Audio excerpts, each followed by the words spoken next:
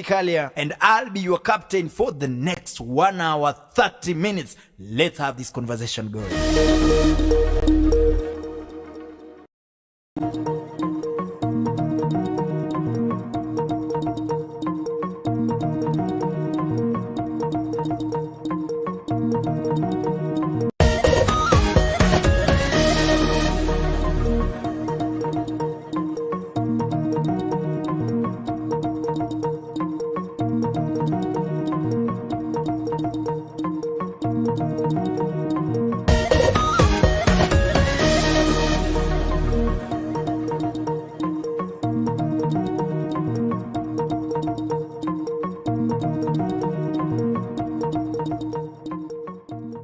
Good morning, everybody. Wakey, wakey. It's time for Morning Glory. My name is MC Kalia, and I'll be your captain for the next 1 hour 30 minutes. Let's have this conversation going.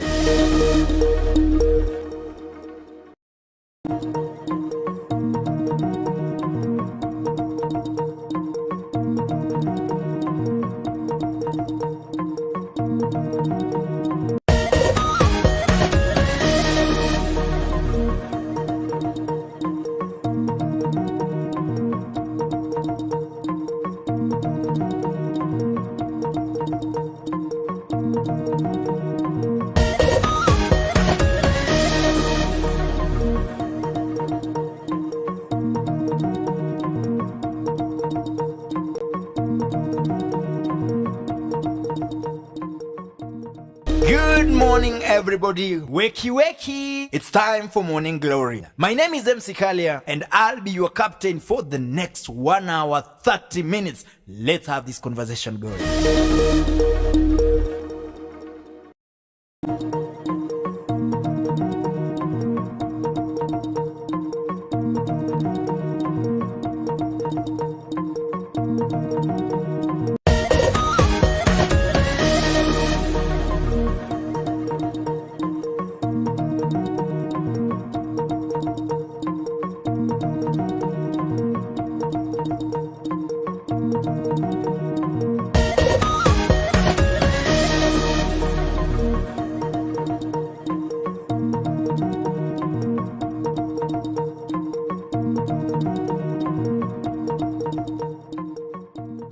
Good morning, everybody. Wakey, wakey. It's time for Morning Glory. My name is MC Kalia, and I'll be your captain for the next 1 hour 30 minutes. Let's have this conversation going.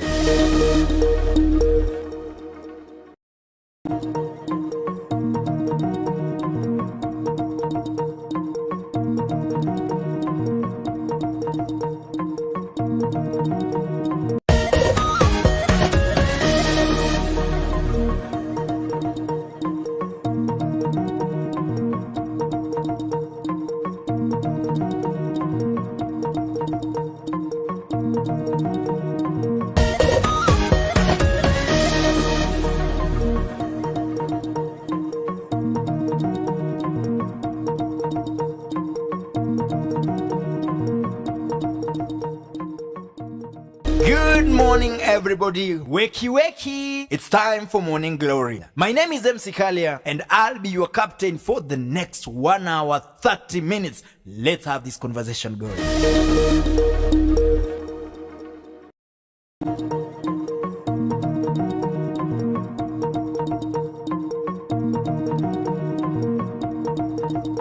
It is actually the first day of May 2023. I'm actually headed towards completing the first half of the year. Happy Labor Day to all of us who make effort to make sure that this country runs, and to all those who also make sure that they put something on top of the table for themselves and also for their families. Welcome to the Monday briefing of the Morning Glory Show. My name is MC Kalia, and this is the most comprehensive talk show in Kenya today. We are coming live from Dawi Afrique Photography. Dawi Afrique Photography is a production house based in Eldoret, Zion Mall. Anytime you need anything that goes into video and photo production, consider working with us. In here we say we take images that go beyond imagination. I love telling you that you need a good experience in front of the camera, and also well-documented work at the end of the production process. Now, if you need to dress to be addressed, consider walking into D-Square Fashion House. If you need to learn to dress people to be addressed, I mean, if you want to take up fashion as a career, consider walking into D-Square School of Fashion Design and Tailoring. Anytime you walk into D-Square School of Fashion Design and Tailoring, you have an opportunity to also learn from the school, from the fashion house. This is because both the school and the fashion house are situated at the 4th floor of the Ketias building in Eldoret CBD. Looking for a serene environment to learn, D-Square School of Fashion Design and Tailoring is the best place for you. Now back to today, being the Monday briefing. This is where we discuss politics, law and governance. And today with us is Honorable Philemon Kiplagat Sabulei. He's the Speaker of Elgeyo Marakwet County, actually doing his 2nd term. He needs to give us the secret. And also, he is the chairperson of an organization, or rather an assembly called County Assemblies Forum. These are a forum that brings together all the 47 county assemblies. He is also the vice chairperson of the East Africa Local Government Association. And so with us this morning is Kiplagat Sabulei. He will help us to discuss the state of county assemblies in Kenya in terms of their challenges, the successes, and what needs to be done as we head into the future. Karibu sana Mheshimiwa, karibu, welcome to the Morning Glory Show. Nashukuru sana, thank you so much. And of course I've mentioned very modern titles. That is the Speaker. I've mentioned the county, the chairperson, County Assemblies Forum. But then many people would be interested to know, where did this man, Kiplagat Sabulei, come from? Give us a little background of yourself. So thank you so much, MC Kalia, and I'm very grateful to join you this morning in this very important show that seeks to educate members of the public on matters relating to governance and leadership. And in particular today, matters relating to the progress that this country has made in terms of devolution. And on the onset, I want to congratulate you and your team for the work that you're doing, quite impressive.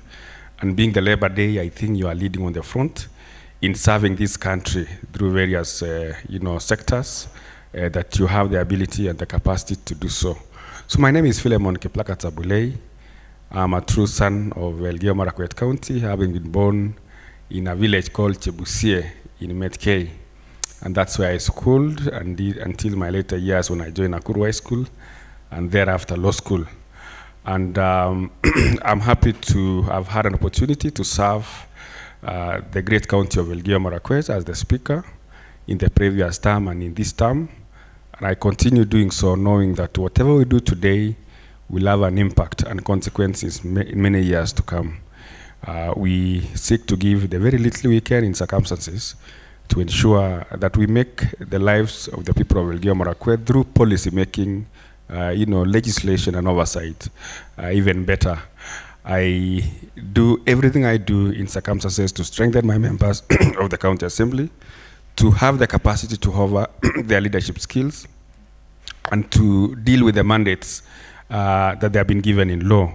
As the chairperson of County Assembly Forum, which brings together all the county assemblies in this republic, it is a Herculean task that has been bestowed on me by all the members of County Assembly in this republic to advocate on issues relating to county assemblies, legislations, policies, and attention from the national government on matters that will make the county assemblies perform even better.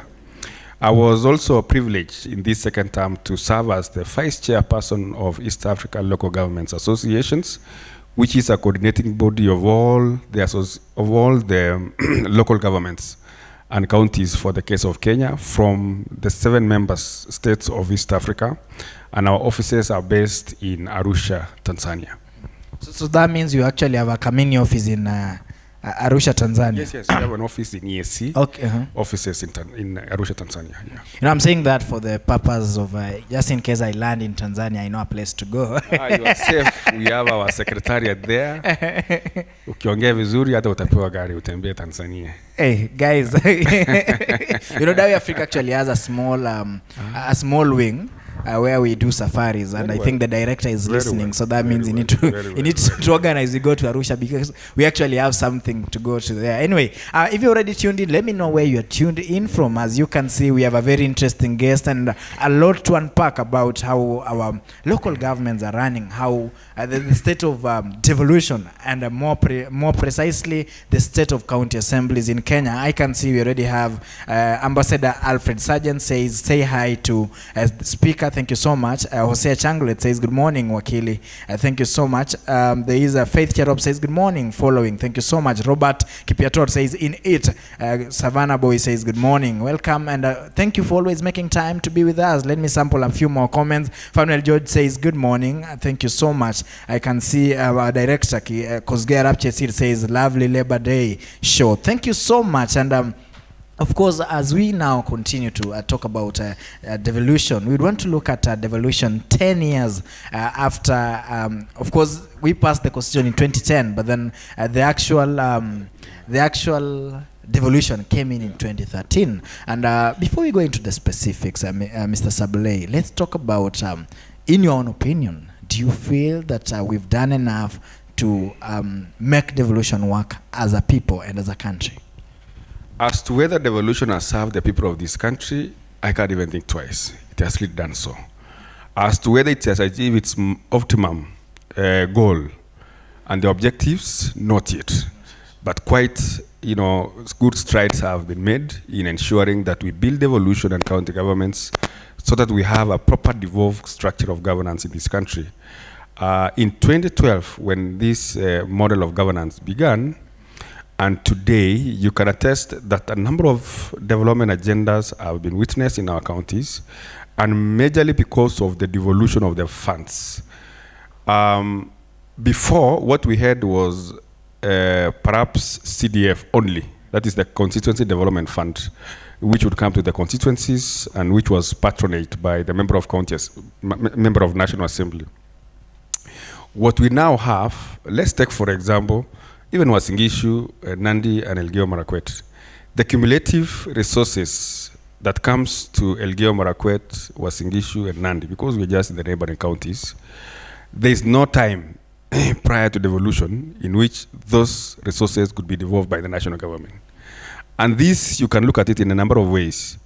Even in terms of building the human resource, we have given thousands of Kenyans an opportunity to get employed, and also for them to have the capacity an opportunity to serve their people from their local home, that is the counties. And I think even from Elgeyo Marakwet alone, we have not less than 2,500 staff who are serving in various departments. And it is not just a celebration of those who have employed. What I'm looking at myself is the cumulative benefit and value that comes from each and every officer. We have officers who are extensions in cooperative departments, agricultural extension officers. We have road overseers, engineers. We have people at the health sector, nurses and the doctors. We have ECD teachers spanning across the counties. And all those areas in which devolution under Section 2 of Schedule 4 indicates as being the roles and the functions of the counties. And today, each county, I can say without hesitation, is that the county roads have grown much more better than it was before. The health sector, though it is a very delicate and very difficult sector to manage, was not even easier even before. You cannot tell me today that just because counties are struggling on matters health, that it was better before. It wasn't. It is a delicate and very challenging sector, whether it is stationed at the county level or national level. And that's why, even with the national hospitals, you hear, hospitals even in Nairobi, that are struggling, yet they are within the national, sphere, the county referrals and such. So, and as such, I would say that counties have grown phenomenal. In terms of governance structures, I think most of the counties by now have had, working organizational structure. The county executive have their own structures, departments, and everything, and how they serve people from the county level to the village level. We have ward admins. Other counties even have village administrators. We have sub-county admins, the county secretary, and now the departments, which are chaired or headed by the CECs. On the other hand, the county assembly has taken root to a level that the county assembly members understand their roles of oversight, representation, budget making process, and law making process, which you can agree with me that it wasn't the case in 2013. So I have a feeling that the devolution is taking root in this country, and most definitely we are getting a better deal compared to the centralized system that we had before. Okay, and of course, as we continue, and even before we come to the state of county assembly, still focusing on devolution, what are some of the challenges, major challenges that you've seen as we continue to adopt devolution as a people? There are a number of challenges that are very eminent in the devolution area, and which we hope that in the next phase of 10 years, we will be able to sort out some of those problems. Because as I said earlier, we've laid a foundation of devolution, the structures and everything. There are a number of things which we must still fix. There's the issue of culture. Most of the employees of the counties come from the local county, and the culture of servanthood, working hard, sacrificing everything you have in terms of your expertise and time is yet to come into part of the culture of those, county officers. We are at a level where employment in the counties is seen as a reward, and it does not taken a picture and a format that you be given opportunity to also serve the rest of the people in the county. So the issue of the culture and servanthood is something that we must work on, so that those of us who have been given an opportunity to sit in those offices and those departments are able to do it in knowing that we are serving the greater good of other people who are not able to sit in those opportunities. So the first thing is the servanthood, culture among the officers working in the counties. Two is that some counties has taken long to have proper working structures where services can be devolved to the people without major challenges. And when I say this, it takes a number of issues. You have to have policies, and technical know-how on how each and every department should work and where they can complement each other. Some counties, you'll still see some fights, county assemblies, departments, worrying about the budgets. It's because when I look at it, is that we do not have a proper structures in those counties, and so not everybody understands their basic roles, where the line should not cross, and where the complementary nature of their workings relates. So in terms of those structures, we need to do much of the capacity building. And I even suggest that the Senate does some policy laws that can be replicated in all the 47 county assemblies, and which then we can have a team to oversee the implementation and the proper structuring of those policies. I know this will not be a very popular decision because most counties believe that now they are autonomous, they're independent, and they smaller countries. Yes, and they can do their things the way they want, including the wrong decisions. Finally, which is the matter of all, the challenges is the finances. Until today, we do not have sufficient finances to support all the functions that have been outlined in the devolution. And it's so easy to blame the national government. It's an easy excuse to say that the national government has failed to do that. But all of us, we are cognizant of the fact that even the national government is struggling in its own to meet its own obligation. And as such, the issue of the resources still continues to be a problem until today. Counties continue to receive disbursement 3, 4, 5 months later, which hamper the service delivery in our counties. And finally, the issue of the integrity. We cannot run away from the fact that we still have very many cases of corruption, theft of public resources, and even contractors and service providers failing to do their part for whatever reason, maybe for selfish financial gains. You're given a project worth 5 million. You're supposed to do as provided in the bill of quantities. You lessen the nature of the service that you're offering, just to ensure that you get 2 or 3 coins dirty coins, of course, in addition to what you should have actually gotten. What you do not know is that you are putting cumulative damage to the entire community. If it's about an hospital, let's say dispensary you're building, you didn't build it in the manner that was required to be. Eventually, it is the community that is suffering.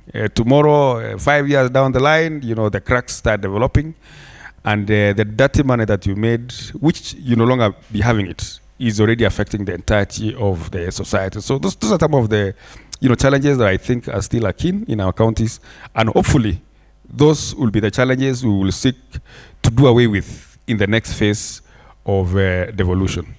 Okay, thank you so much. Thank you so much for that. And of course, now that you mentioned that, actually, the devolution conference will be coming closer to home. We'll be having the devolution conference within Uasin Gishu County. Of course, it comes from Elgeyo Marakwet, but then we usually say that Eldoret is the town that hosts all the Noreb counties. So I believe that also that maybe would be one of those ways that we'd be able to also communicate the problems that we have as counties, and also the problems that devolution faces. And as we move forward, Honorable Sabulei, you've talked about the successes that the counties has had. You've talked about the challenges, but one of those things that is so prominent is that up to now, counties are doing a lot of things, but I don't know if it is about the publicity or it is because people were not used to this or something like that. What would be your opinion about the big projects that counties are doing, but then nobody's actually noticing? Is it that we are focusing on the wrong development agendas, that the common mwananchi does not feel the impact, ama tumezoea tu kulalamika, ama counties wajui kumarket kazi yao? You are right. You rightly observed that things that are happening in the counties are a lot, quite a lot, and sometimes they go unnoticed, and that could be one of the reasons why people do not appreciate really what devolution has done for them over the last 10 years. And I could attribute this to a number of things, but first is to confirm that you would go to a number of counties and what they are doing in their hospitals is quite phenomenal. Go to Kakamega, look at their county referral hospital and what they have done to it. Look at Iten referral hospital, the way it was in the last 10 years and what it is today. It's quite phenomenal. Look at the tourism initiatives that a number of counties like Narok have put in place, and you will tell me that there's a good story to be said. In Elgeyo Marakwet, we have surpassed what World Health Organization has indicated as a measure of a number of facilities in each particular locality. We have so many dispensaries, so much so that the problem that we now have is how to have the human resource in those dispensaries, and now the supply of the medicine to meet the demands. We have a number of clinics, temporary clinics across the county, and this has also been taken up by the current governor to ensure that we have checkups, general checkups, to curb the issues of the cancer, which when they are earlier diagnosed, it can actually be cured.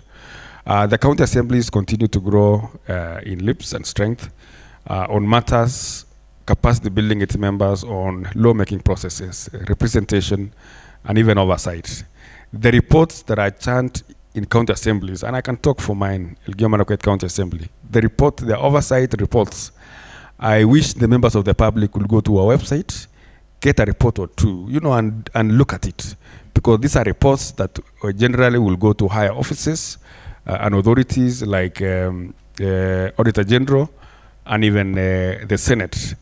The road networks, that is the county roads that connect village and village, particularly in a county like ours where we have ward development fund, which each ward gets its own allocation, is so robust, that you can never have a society or a village that does not have a proper road that connects, a village and a village. It may not be the best because of the resources, but at least we have a road. And for us, we've given the people the power to make a decision through public participation in each budget-making cycle. What is the reason why we are not able to see that as a community? One is because True, we do not have a modalities of ensuring that we reach the people. We must invest as a county on initiative like this one, the facility and the offices you have today here that has hosted me, so that we use this platform as a way of reaching to the people and for them to understand really what the counties are doing. Two, the counties must be transparent. They must have modalities of reaching the people. And we must have a continuous, not just once in a year, a continuous public participation events. We must not do it only for budget making processes, but we must do it as a way of reporting back on what the county has done and also sharing experiences on what the county is doing and what the people may want to do. Three, people may not realize much because the needs are still immense. You have 50 needs, the county has done 15. You have 35 needs which are unmet. And as a human being, you're more constrained to look at the 35 which have not been met and forget the 15 which has been met. And that should not make us believe that devolution has not worked. I think it is working. And I would urge the people of this country to support devolution, to support the county government, because when it prospers, then even the service delivery in our villages also are achieved. Yeah. Okay, next question also puts you on the spotlight. You've mentioned the issue of public participation, and of course you are a lawyer, and you understand the kind of public participation that we have in this country. I would make this quite simple for us to answer. In a scale of 1 to 10, how would you rate our public participation at the county level? Now, there's no one state answer to that. You know why? Because each and every county have their own model of public participation. And the extent of public participation in County A and County B may not be the same. Others do public participation in a mechanical way.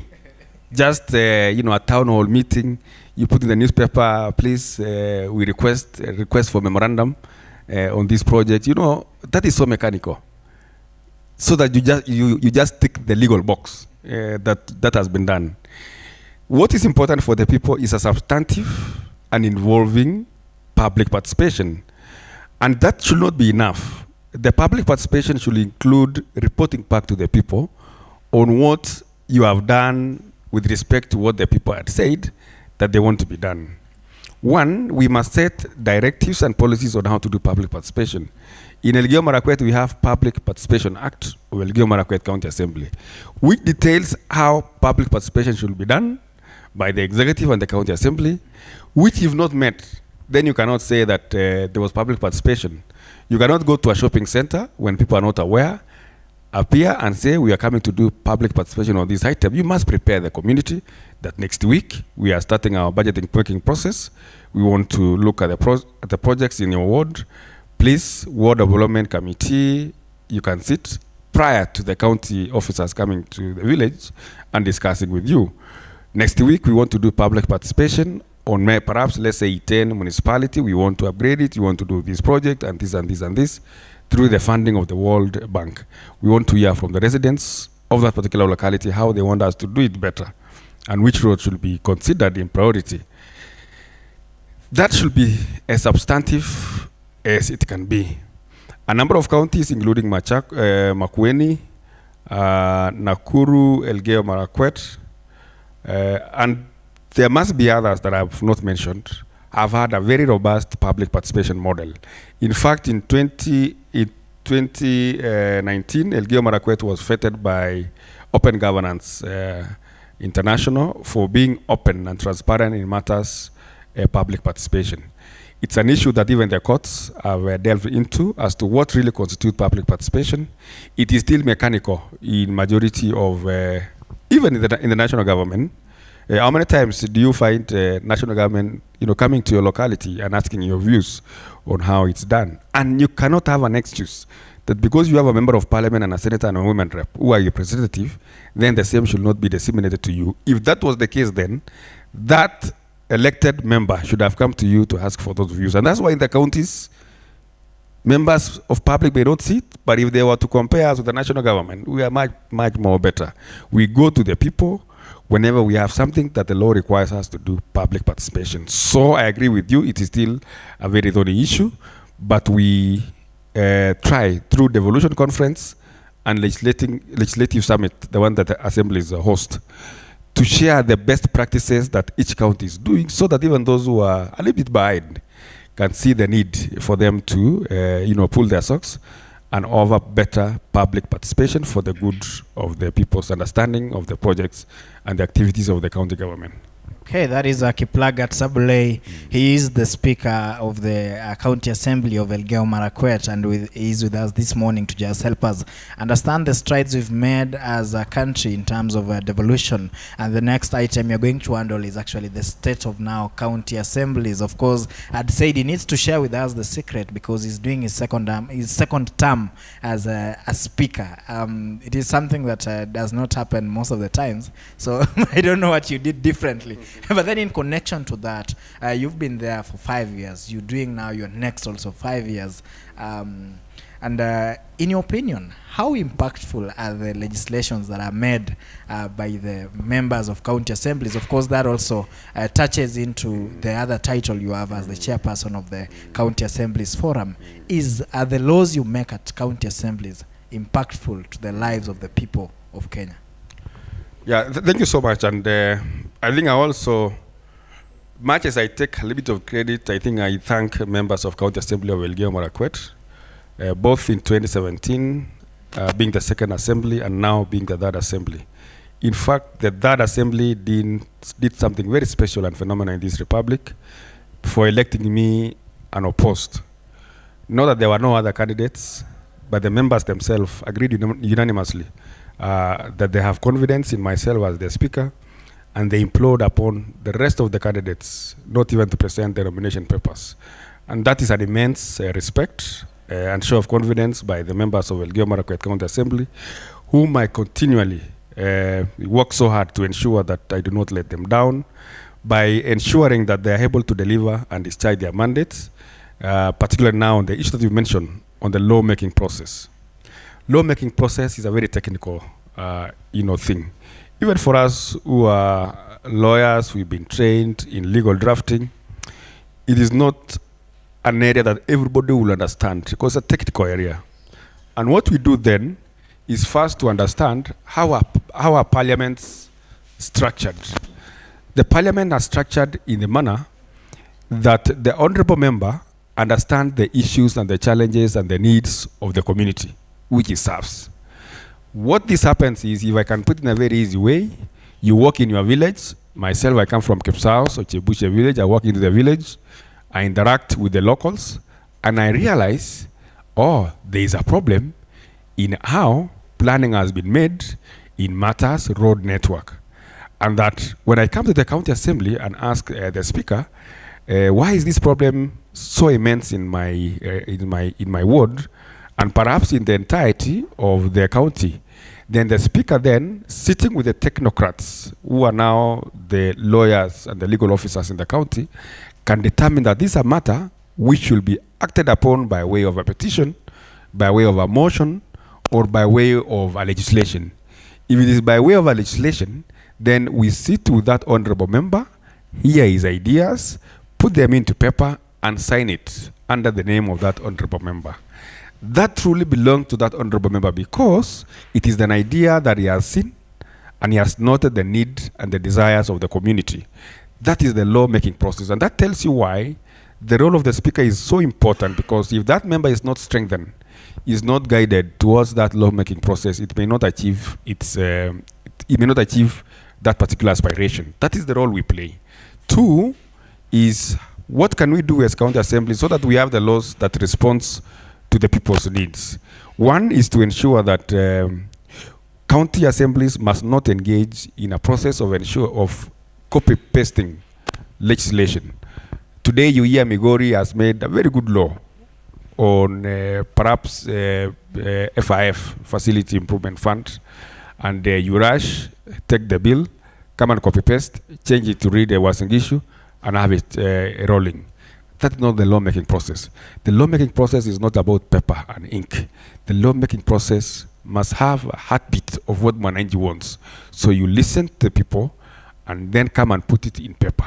just like the way we have the current constitution, it took many years because you engage the public on what really they want. Are they okay with this proper, governance structure? Are they okay with this number of representatives? Are they okay when the decisions are made in this manner? Once they are okay, then you put in paper and ink. And so, laws that have been made by constant consultation and listening to the people are the laws that I can say they are impactful. Laws that are made in a mechanical way, that you just take a paper, change, and tell the people we have a very good law that touches on this area, may not be very impactful in the long run. The people must have a feeling that the county assembly has enacted a law that speaks to their needs. In fact, for that reason, then it means they can follow it up, even on terms of the implementation. Otherwise, you can do many laws that just remain on the shelf, gathering dust. That is not impactful. Okay, you've mentioned something about the one at the wards. What's the name of the fund? The Ward Development Fund. Yes. For Elgeyo Marakwet, we call it Equitable Development Fund. Equitable Development Act. Or Development Act. Which is, we call it EDA. But what we are doing under County Assemblies Forum is that we are presenting a petition to the National Assembly and Senate for what now we will call County Equitable Development Fund. Okay, so at the moment, of course, I understand that every county is doing it in their own style and manner. And of course, one of the reasons why you may want to have such a fund is just the same way the MPs are fighting for the constituency development fund, is that we live in a country where people may not necessarily understand that you are a legislator, and maybe the first role that you do could be oversight, and secondly, maybe the issue of representation, and also, of course, other issues. But then they would want to ask, what has MCA done for us? What has, I'm sure even you as the speaker, you may not have a direct mandate to build a road within your ward. Yeah, but then at the end of it all, that question will always arise. And of course, it is human nature for it to arise. How do you balance this as a person? And if you were to advise your, of course, members of other county assemblies, because it is a touchy issue that most of the time does not meet or does not reach the discussion table, but then it remains one of the biggest. Everyone is looking for re-election and they want to be re-elected back. How do you balance that between the mandate that you have and now the development bit of it? I think part of the problem that we still have, and I mentioned earlier, is one of the challenges of devolution is that the members of the public are yet really to understand the structures and what each and every elected officer or nominated or appointed officer is required to do. And that's why, because Mwananchi may not understand that a parliamentarian is just to do laws, budget-making processes, to do oversight and representation, Mwananchi will want to know, what did you build for us? Who did you employ? Did you come for a fundraiser when we had one last week? Those are things that they look at, which primarily and essentially, they are not really part of the mandate of that particular officer or a state officer. And it is for that reason that even when the courts, and I will say rightfully, say that CDF is unconstitutional, they were happy in arms, because then the next time you come back to your constituency, they will tell you, when Honorable Titus Chesir was an MP, we had this school bus, this road was made, we had these bursaries, what did you do? You cannot stand and say, I sponsored a bill, this motion was under my name, in fact, I did oversight, I was a chairperson of this, I did a very robust oversight. They won't hear that. And that's why members of parliament are fighting for it, so that they have something physical, tangible, that they can attach to their names. Perhaps that is the reason why. And it is different. I would agree with the High Court that Constituency Development Fund is unconstitutional, whether we fashion it in the manner that we want, whether we use political influences and mechanism through backdoor to ensure that it is ongoing, it is unconstitutional. What we should have is a model where we still can have those funds, but in a model that respects the structures of the Constitution. Why do I say this? So that people understand. Executive is given power to implement the projects and development initiatives in each and every area in this country.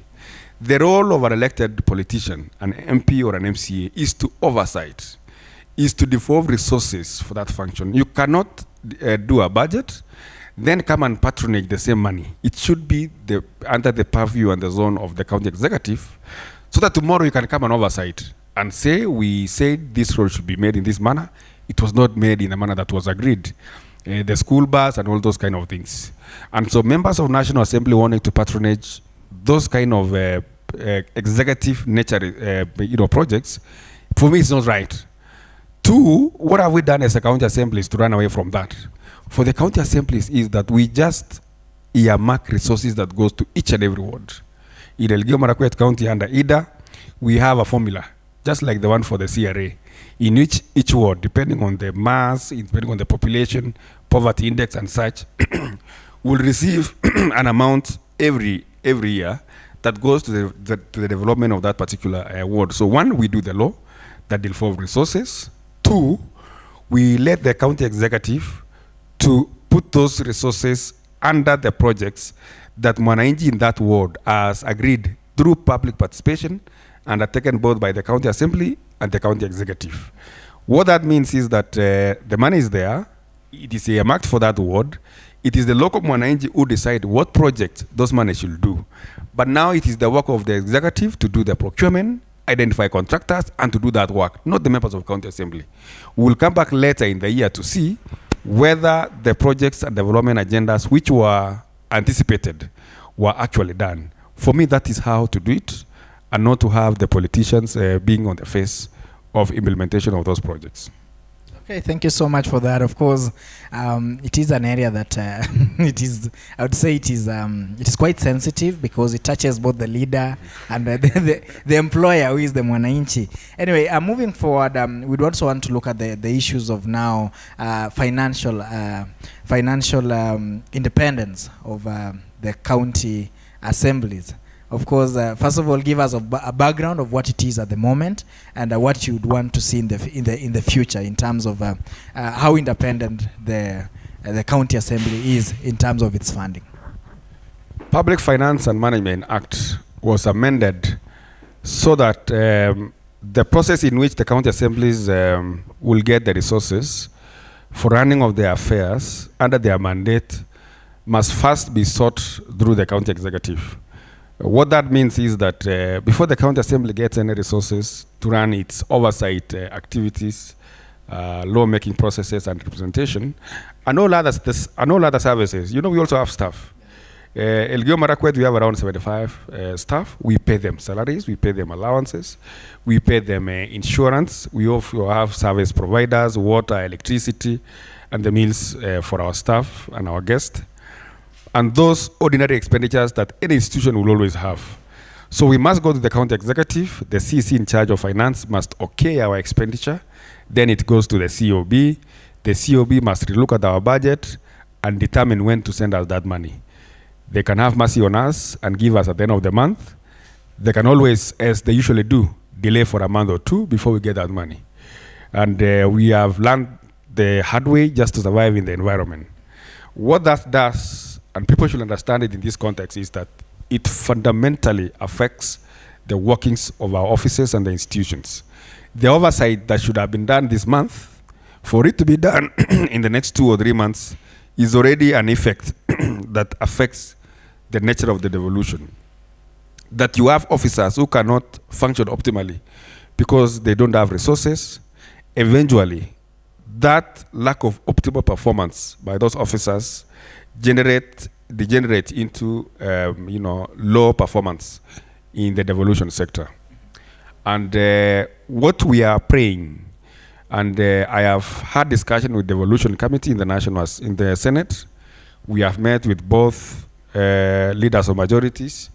I have had a discussion with the chairperson of finance, standing committee on finance at the Senate, is to give the county assemblies financial autonomy.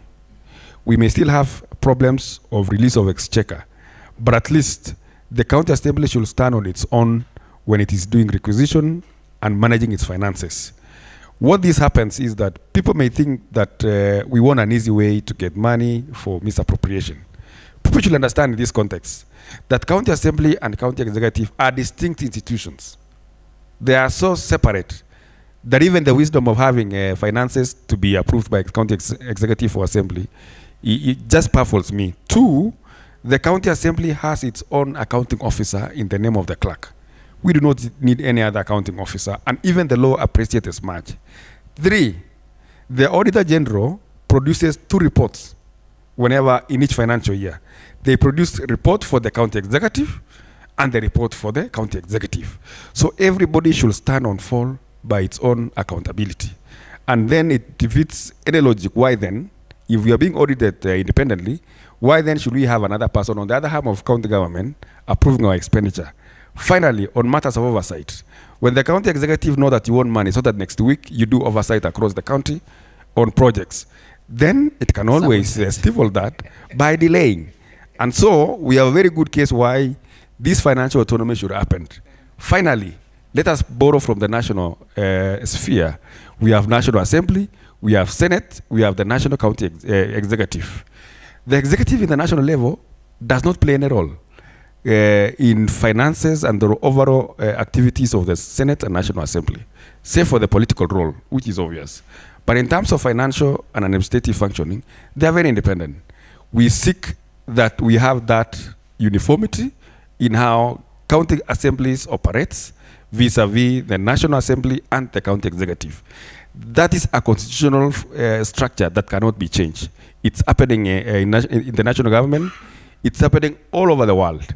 What we are having today in the county assemblies and the county executive is a constitutional quagmire that has not been seen anywhere before. And the earlier we correct that, the better. Autonomy it is. And now let's talk about accountability after autonomy, because I'm sure so many people would say where there is a freedom, then there must also be some form of restraint. Of course, you've said the clerk is there. Is there any difference? Do you feel, okay, apart from the difference in terms of it will be timely and all that, is there the risk now of misappropriation in this case? Is there a chance for that? The question is, now that the county executive are patronaging the management of funds by the county assembly, is there no mismanagement of funds in Kenya today because of that? There is, both by the county assemblies and the county executive themselves. But I mentioned that we have an independent office of the Auditor General. They will audit, and they do normally do, the county executive. They will audit, and they usually do audit the county assembly. We do not need any other policing within the county headquarters on how each arm of government does its budgeting processes or even requisition or financial management. We have our accounting officer. We have now the big brother, the Auditor General, who will always audit your books. And as such, the role of the CC Finance, for me, is just it's a redundant function in as far as county assemblies management of funds is concerned. It does not play any role. It's just a conveyor belt. And for the purpose of my viewer then, that means that the only change that you need is actually for this money to come directly to you. That is it. Instead of coming through the executive, then it reaches you. But then nothing will change in terms of how the fund is managed, because you have your own structures to manage that. Nothing changed, absolutely. Okay. That is exactly why he's on the Morning Glory show. A lot to unpack. Of course, he has unpacked a lot. He is Kiplagat Sabulei. He is the county... the Speaker, County Assembly of Elgeyo Marakwet. He is also the chairperson of a forum called the County Assemblies Forum that brings together all the county assemblies from the 47 counties in Kenya. And now let's talk about another touchy issue, the issue of salaries. The issue of salaries. And of course, towards the 2022 elections, it was quite an issue. Of course, ilieko kwa gazeti, and people are like, okay, there's no longer need even to vie for MCA. Somebody say there's no need. Do you feel, first of all, that right now the MCAs are underpaid? Do you hold the opinion that right now our legislators at the county level are underpaid, or they are well enumerated? This has been a raging debate and discussion for a very long time. And I know it's a discussion that many people may not appreciate in the manner and strength that it should be, given. First, you must appreciate the roles that members of county assembly do. And I will repeat again, they do an array of functions under the law, more than 7, including representation, lawmaking processes. They do budget making, processes. They do the oversight, which oversight includes all the projects in the departments that are there in each particular county governments.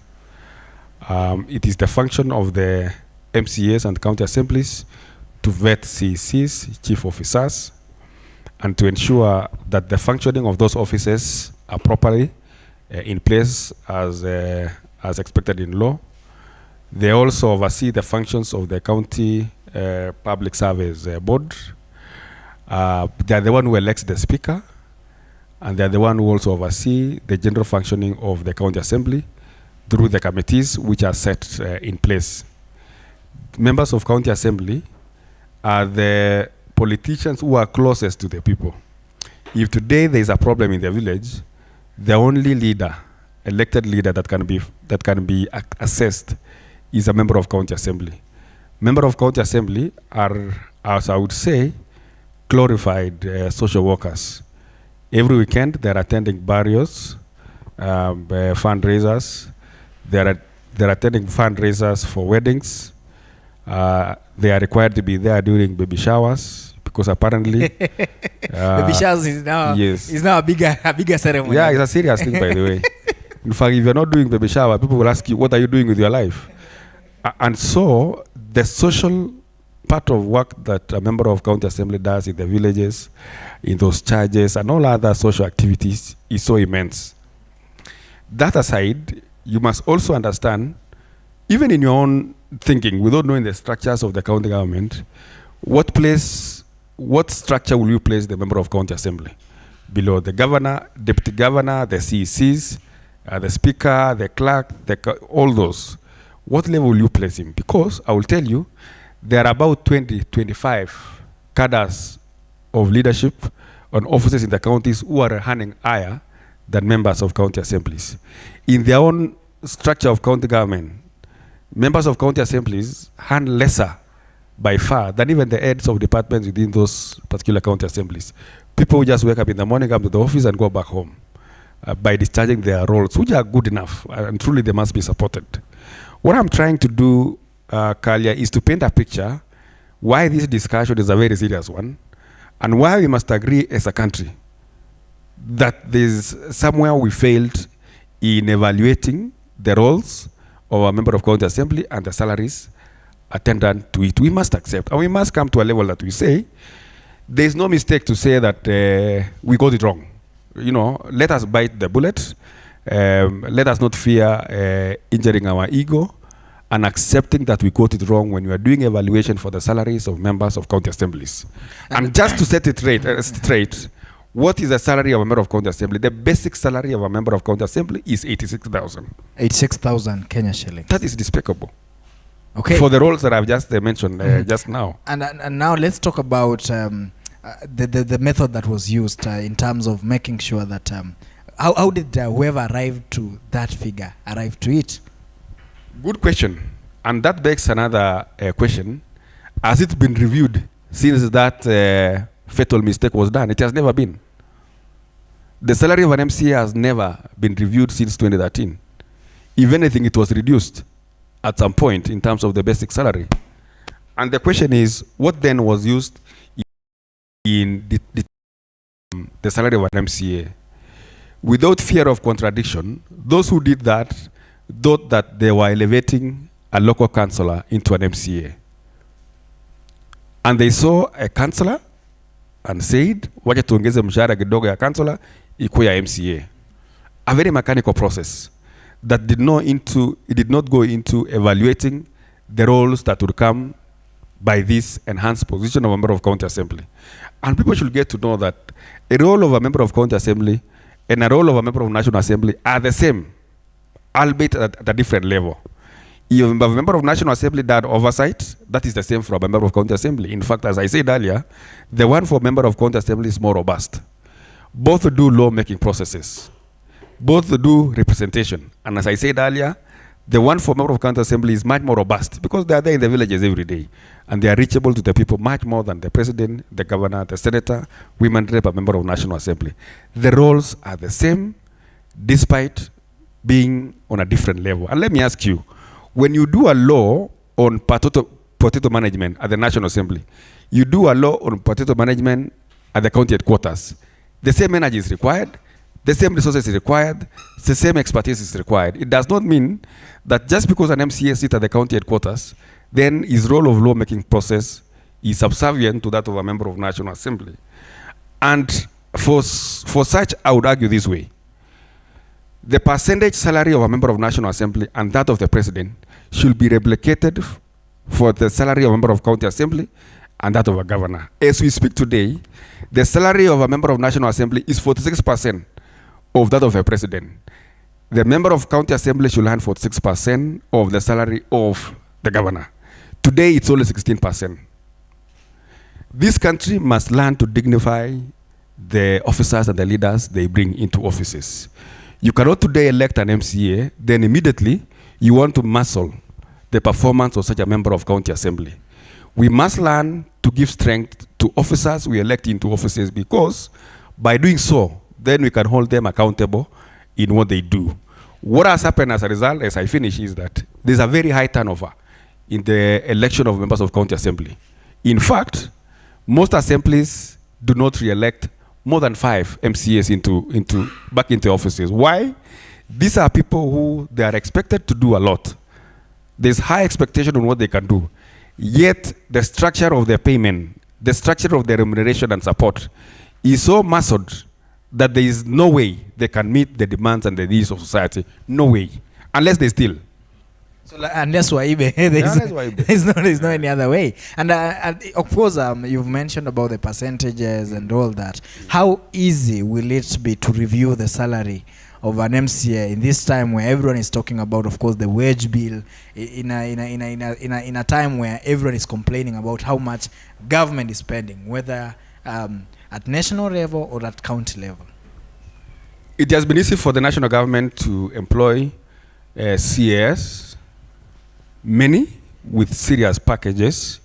It has been very easy for the government to come up with very many projects. We are launching projects every day.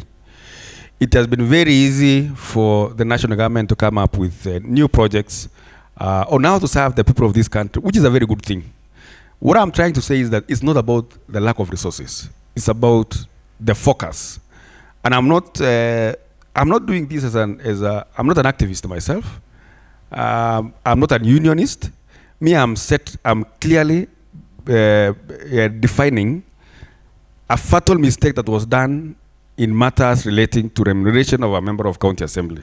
So what you should do is to accept that we made a mistake and just to devolve resources for the same. And I know, Kalia, that we have an independent commission that relooks into that. We have Salaries and Remuneration Commission, which as the chairperson I've had an opportunity of interacting with them. We have had robust discussion with them for the last 5 months as when I was elected the chair. And personally, I think I'm encouraged that the future of this discussion is heading towards the right direction. And perhaps through its normal structures, we're not pushing them to do anything beyond what they can do. Through their normal structures, I'm hopeful that perhaps they will look into it and find merit in reviewing the salaries of members of County Assembly. And we are doing this cognizance of the fact that the country is struggling in terms of the resources, but we are also saying that even in such a situation, we continue to spend a lot in the national sphere, even in the county level. We continue to see a robust expenditures here and there. So why is it so painful that expenditures is deployed for the improvement of the welfare and the salaries of members of County Assembly? Okay, there is an argument, I have not yet confirmed this, that we are among the countries that pays our leaders a lot. I have not, I've stated again, I have not confirmed this, but then now that we've talked about this, have you tried to compare the salaries of the MCAs in Kenya and, of course, similar levels of leadership within the region and even the world? Of course, also appreciating the fact that you are the vice chair of the East African Local Government Association. Have you tried to compare the way other countries also appreciate their leaders at the same level? One, it is good to do a comparative study. Two, it's very difficult to come up with an accurate comparative study. Why? There is no other country in the world that has a structure like the one we have. So you cannot compare Kenya and Uganda. Uganda, they have councillors, they have districts. So what basis will I use to compare Uganda and Kenya? I cannot also do so with Tanzania. When I go to Europe, what member of National Assembly does is different from what our members here in Kenya do. These are people who appear in town halls, they have a discussion, they go to parliament, and you see them in the next 3 months. They don't engage in activities that we do in Kenya. So I want to say that it is good to compare, but sometimes it can be very difficult to have a proper comparative that looks into the roles of each and every leader. So what we should do really, and what you do when you're determining salary, even for your employer, even for your employee, you don't do a comparative study on what others are paying him. You just tell him your work is to do this and this and this, and from the way I look at it, your salary should be this. You will be doing this, and another person will be doing the same things, but they will tell him, I'll give you accommodation, I'll give you food, and as such, your salary will be this. So doing a comparative study will not give us a proper way of remunerating anyone, not just MCAs, but anyone. What SRC should do and Public Service Commission should do, and they do, I'm not even trying to lecture them, they do, is to analyze the job evaluation, the job description, what each and every officer does, and remunerate them accordingly. Okay, thank you so much for that, of course. And as we come to the tail part of it, this is a discussion that will keep on going and coming. We've talked about the issue of re-election, and we've also talked about the issue of re-election for the MCAs. And one of the reasons you've said is because at some point, a lot is expected from the MCA, and people do not actually understand their role quite effectively. We'd also want to talk about the relationship now, how that affects the relationship between the county assembly, individually, first of all, MCAs and the governor, the relationship between the county assembly, and this may not necessarily touch on your position as a speaker, but then of course you are the man seated to also control the activity in the house. Let's look at the relationship between the governors and the MCAs. Of course, when we started this term, there was the issue of Meru, which I think has been controlled. I think as yet it has been controlled.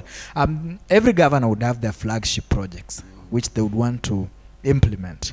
The MCAs will have their own imagination of what they feel needs to be implemented. If I may go further, of course, the governor would still have his own, not even the governor, but rather even the MP and the senator, as much as they have their own legislative and oversight role, they will still have an interest in what the county does. Let's, for a few minutes, talk about unity for purpose, specifically in Elgeyo Marakwet, and also if you can comment about what is happening elsewhere in the country. How, now this one is in your capacity as a leader and as a citizen of this country, let's talk about the issue of unity for purpose, because we have 6 elective positions, but all these 6 are serving the same wananchi. And let's talk about unity for purpose. You have raised a very, very important question, and I'm happy that's coming towards the tail end of this discussion, because this is what I would want people to remember with regard to the general leadership of the county and even the country. But in this case, we are discussing about the counties. We have members of county assemblies. We have the governor and the entire team of the county executive. We have members of national assemblies working in those particular counties, senators, and women rep. Everybody has their own distinct mandates as per the law. And sometime, because of the focus that we have in building and responding to our mandates, we engage in a little bit of fights, because everybody is trying to defend their area of mandate and ensure that they do it well. And that's why you could see in a number of counties, even in Meru, a few months ago, there were attempts to impeach or for the removal of the governor in office. Why? You would understand that because the county assemblies will think that the governor is not focused in achieving what she promised the people, or she is not being sensitive to also what members of county assembly have promised their people, and they want those projects to be part of what the county government is focusing on. And a number of times it could be about politics, it could be about different focuses of the leaders, everybody with their own manifesto and such, and even misunderstanding on the roles and the functioning of each and every leader. When all is said and done, as I said earlier, appreciating the structures of each and every officer, we should be able to have a complementary nature in which we bring our leadership together and work together. If an MCA can support member of National Assembly to deliver in the projects within his ward, that would be a very good thing. If a member of National Assembly can listen, can sit down with a member of county assemblies and agree on what projects which can be done in those wards, the better, because that constituency also fall within those particular wards, and we are serving one and the same people. The focus of the governor seeking to serve the people in particular in the county, those people are always stationed in those particular wards. And so you'll realize that it's a misnomer, it's a fallacy that leaders will fight just to have a space. And I think it is the people who have made politicians to fight, because everybody is trying to impress the people and to appear that they are the ones who are really stronger or more focused in service of the people. What we have argued before and proposed, and this is an argument that has been strongly put forth by a member of National Assembly, Marakwet West, Mheshimiwa Wakili Timothy Kipchumba Troitich, that perhaps it's time for us to have a county leadership platform where we meet regularly, let's say, quarterly. In those meetings, formal meetings, not just meetings just to have stories, no, formal meetings, to say what is the focus of the governor in this financial year, what is the focus of members of National Assembly, what is the focus of the women rep, what is the thinking of members of County Assembly. We are realigning our thoughts. Why? Because we are serving the same people. You realize that perhaps CDF will want to put a project in a particular place, which the governor has also earmarked for the same. It becomes a recipe for unnecessary quarrel and fights. We've had through corruption, mechanism that a county government puts resources on a particular project. The county executive, the national member of National Assembly through CDF does it, and it's expended on both ends. When you go to the county government, the money was used. When you go to the project is there. When you go to the CDF, the money was used. When you go to the project is there. So both arms have done the same project, which really is not necessary. So the point that I'm just trying to pass is that we will have more benefit as counties if we put our minds together and work together for the good and for the success of the great people of that particular county.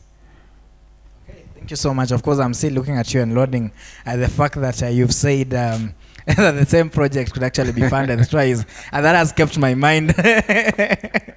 For a minute, I'm staring at you and imagining actually there's a possibility of that, and nobody. How would you even prove that it's not them? Because both could be having the receipts also from the contractor and the invoices, and now they normally fight on how to place the billboard. The billboard. Yes, and of everybody it is strategically placed. And let's talk about this thing of writing on buildings. Of course, it is your mandate to serve us. And I'm sorry that I'm asking you as a speaker who may not actually have a lot in terms of development. But then, and of course, I was once involved in a campaign for a certain speaker who wanted to be governor. Yeah. And they were told, what did you do for us? It is not an easy question to answer. I know.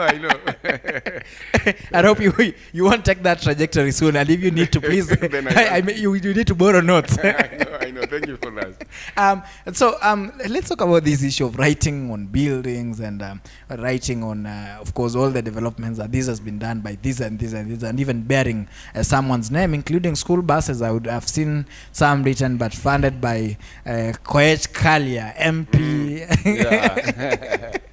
What is it with? What is the fascination with that? I think sometimes politicians are overzealous just to put a name to the project they have. No, they have done really. They have not even. It's just oversight, I think. Yeah. They have overseen its implementation, and I lack a better term to use, but I think those kind of activities are backward. They're actually silly, and it should be discouraged in as much as it is possible. what should happen is that if I'm a member of National Assembly, it should just be indicated that this project was done by the office of the member of parliament this year. We know yes. it was. Or it was done by the county government of Elgeyo Marakwet. It is known you are the governor. Unless, of course, you sold your land, brought resources, and did that. Then, for that case, we'll even allow you to write your name, Kalia, even in bold, even in beautiful colors. But you are just servants. You've just been placed there to oversee the running of those resources. When members of county assemblies do something that I send them to do, oversight and everything, I do not place my name there. Why? Because it is not me. I'm just a servant who is there to guide the use of those resources and implementation of those projects. So the billboards, carrying very beautiful names of the honorable members, for me, it's quite retrogressive. And it's something that, must not live beyond 5 years from where we are today. For me, it will even be embarrassing. And I shudder to think what courage would one have in just having his name, branded in a public facility, in a public item, in which public resources were deployed for that purpose. For me, it speaks of a person who has very little confidence on what he has done and must shout at any available opportunity for people to know that he's still in office and they are doing this and this for the good of the people. So branding should be regulated so that we do not have personalized branding on matters of public projects. And of course, still, at least time is allowing me to squeeze this question because I thought maybe time will not allow, but it's now saying we still have some 9 minutes. Let's talk about, of course, right now we are in the budget making process. We're also doing the plans for the next 5 years and also for the next 1 year. Of course, I realize that also so many people don't understand the issues of CIPDs and all that. Maybe take some time to help us understand that and tell us, of course, in your county, what level are we and what are we to expect in Elgeyo Marakwet in the next maybe 1 year and also 5 years. The Public Finance and Management Act has detailed clearly how budget making process should be done in each financial year. The same is also supported by the County Governments Act, and the two acts of Parliament derives its mandates and legislative authority from the Constitution of Kenya. I think Chapter 17 on how public finances and budgeting processes should happen. So in each and every cycle of 5 years, which we call it a term of a county government or a national government, there is always a CIDP for the county governments. This is County Integrated and Development Plan. By this, the leadership on the county and the people of that county look at the cumulative projects and the focus and the vision of that county for the next 5 years. What are the practical projects which can be undertaken by that county for those 5 years? So after doing robust public participation, the County Assembly passes a document called CIDP, in which then it documents all the projects and the vision of the county government for the next 5 years. It should be very practical. It's not just about the vision, what you dream. It's what you dream, but it's workable within 5 years. Otherwise, you'll find people saying we want to put an airport and all those kind of things. It should be something that is realistic, looking at the resources that you have. Then secondly, in each and every year, now, for 5 years within that particular term, we have annual development plan. So we break down the contents of the CIDP into 5. We say, what can we give priority in the first year of that term? So we now have annual development plan 2023-2024 being the first. Then the next year we'll have annual development plan 2024-2025, and then 2025-2026, then 2026-2027, and 2027-2028. That will be the end. Now, what happened is for annual development plan, the county government working with the county assembly now identifies through public participation projects which could be done within that financial year. Once that is done, then the members of county assembly and the members of the ward, of course also working with the executive, identify the projects, now the particular projects which can be undertaken in that particular ward for that financial year. That they do through a policy document called CFSP, that is County Fiscal and Strategic Paper, which is also passed by the county assembly. Then finally is a document called Budget Estimates that now brings together all these wards' cumulative budgets and the county government, then the county projects into one document now that speaks into the dream of that particular county for that financial year. It is called budget estimates. It is now the budget estimates that we pass in the month of June as the cumulative budget of the county. So it's a process. It's a process that runs throughout the year and ends with the budget estimates and the budget document in the month of June. Then after the month of June, we have 90 days as county assemblies to come up with what you call Finance Act. The Finance Act must be passed by September each and every year, which now looks at the finances that the county government can get within that financial year from on-source revenue. What do you tax? And that's why you normally hear a lot of views and cries in each and every county that they want to tax our dogs, that they want to tax our chicken. potatoes, chickens, when you slaughter chicken. and those kind of things. How do you guys know? Now, there's a mechanism to enforce all those things. Now, that's now what you call Finance Act. And it comes 90 days after the budget has been made. And so that is the process, and it is detailed in law. It is not available for any county to have their own model of doing it. They must do it within the structures which have been set in law, and it is what exactly that I've just enumerated. And of course now we're in that process. Maybe at the moment in Elgeyo Marakwet, where are you at the moment in terms of... We have just, of course we did CIDB several months ago. We passed annual development plan last week. We are now working on CFSP. We have just had the document adopted by the committees. On Wednesday, we will be passing the county fiscal assessing paper, which will now accumulate into budget estimates in the month of May, and the passage of the budget in the month of June. So we are quite within the timelines of the law. We are not under any pressure. We have done a lot of consultation with the county executive. In fact, we should have passed the CFSP around 2 weeks ago, but we did, as a county assembly under my guidance, agreed that because we still have some time, let us engage the county executive, agree on some very important and delicate budgetary items, and on the projects that the people had asked that they be considered. So we are within our timelines, and we thank the people of Elgeyo Marakwet for always coming out during public participation. We normally have robust engagement even through written memorandums, and we know that when we work together, good things will surely come. Okay.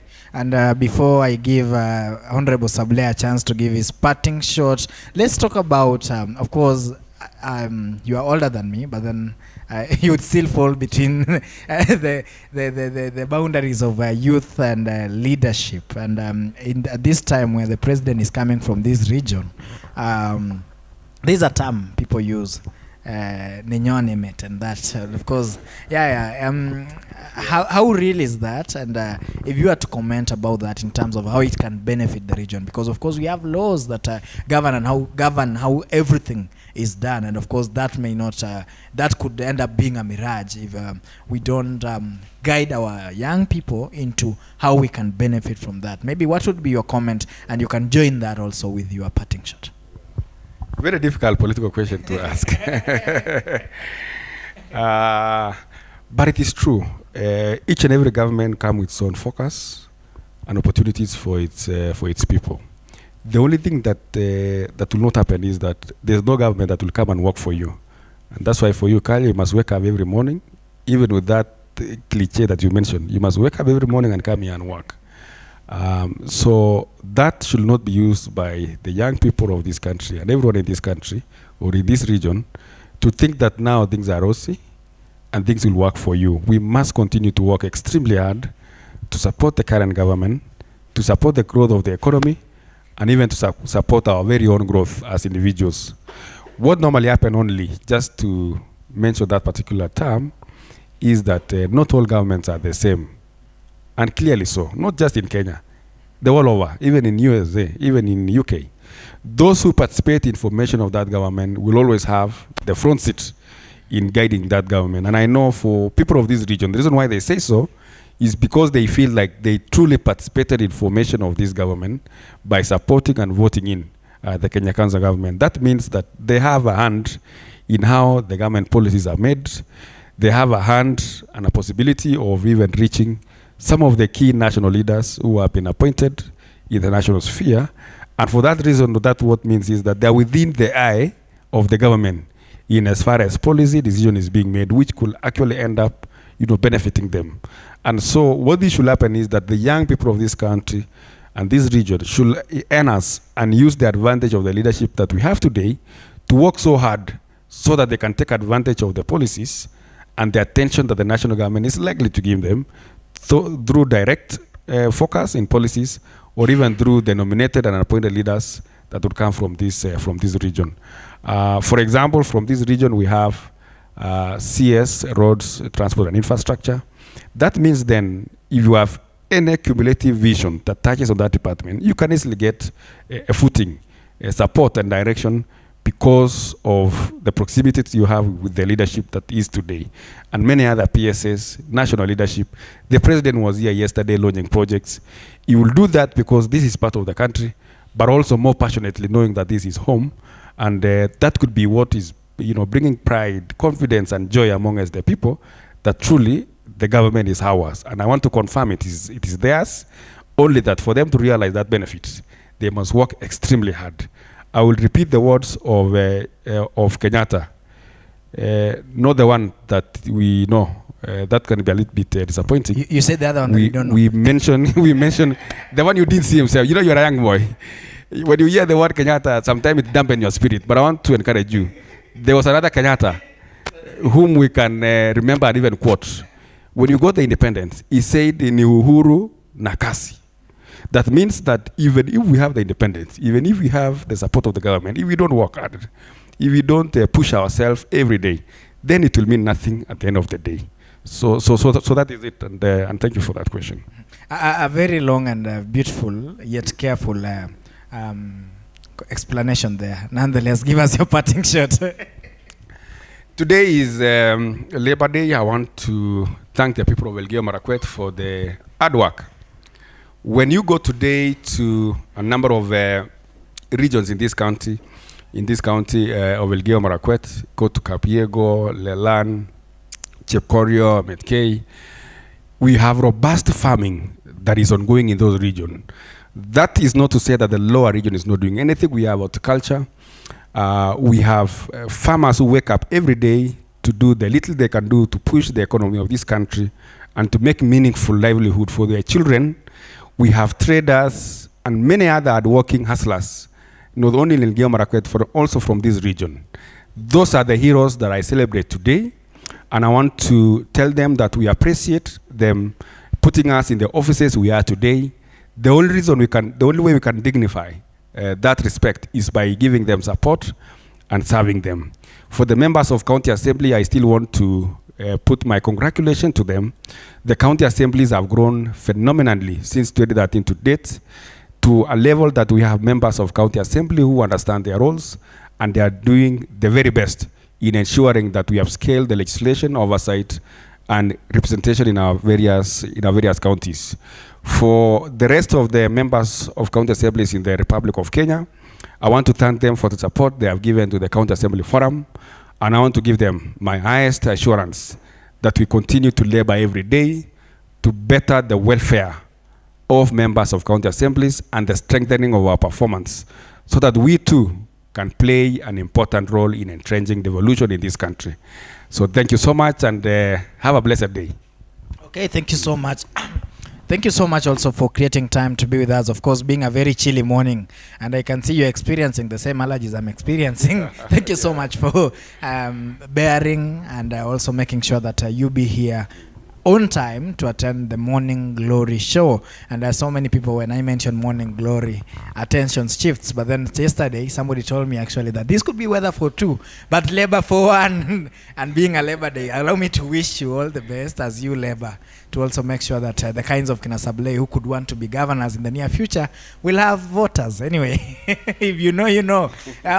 Being the first day of May 2023, I want to wish you all the best as you start a new month. And of course, it also falls on a Monday. So let me wish you a very beautiful week. This has been the Morning Glory show, coming live from Dawi Afrique Photography. We are a production house based in Eldoret, Zion Mall. Anytime you need to have a good experience in front of the camera. Anytime you need images that go beyond imagination, this is the right place to come.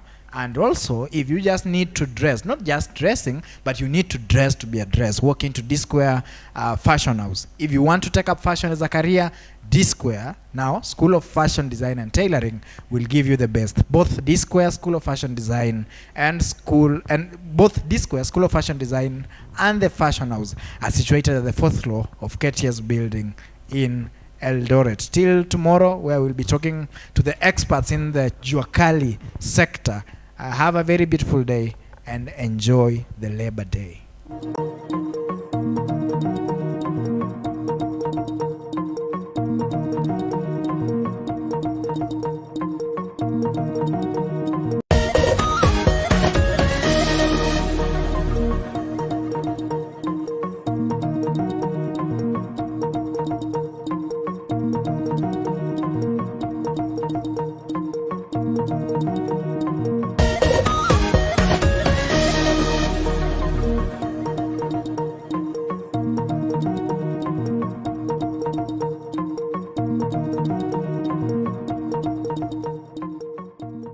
Good morning, everybody. Wakey, wakey. It's time for Morning Glory. My name is MC Kalia, and I'll be your captain for the next 1 hour, 30 minutes. Let's have this conversation going.